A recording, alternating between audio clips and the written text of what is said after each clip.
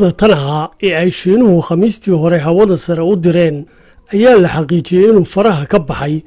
oo ay kala lumeen xaruntii dhulka ee laga hagayay, waxaana suuragal ah inuu maalmaha soo socdaba ku soo dhaco dhulka meel uun ka mid ah, iyagoo Shiinuhuna aanay xadidin oo calaamadin meesha suuragalka inuu dayax-gacmeedkoodaasi ku soo dhici doono.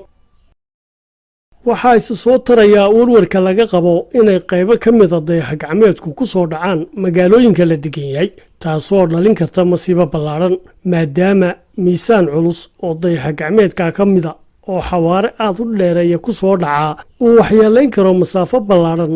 oo magaalooyinka ay dadweynuhu ku badan yihiin, iyadoo mushkiladda u weynina ay tahay iyadoo aan cidina ilaa haatan ogeyn meesha uu ku soo fool leeyahay ee ay ku soo daadan doonaan burburka dayax-gacmeedkaasi. sidoo kalena lagama warhayo inuu dhammaantii meel ku soo wada dhici doono iyo inuu meelo kala duwan ku soo daadan doono, iyadoo xitaa haddii markuu soo galo hawadeenna caadiga la qiyaaso halka uu ku soo beegan yahay ay adag tahay in dadka laga daadgureeyo intaanu dhulka soo gaadhin, maadaama uu ku soconayo xawaare aad u dheereeya.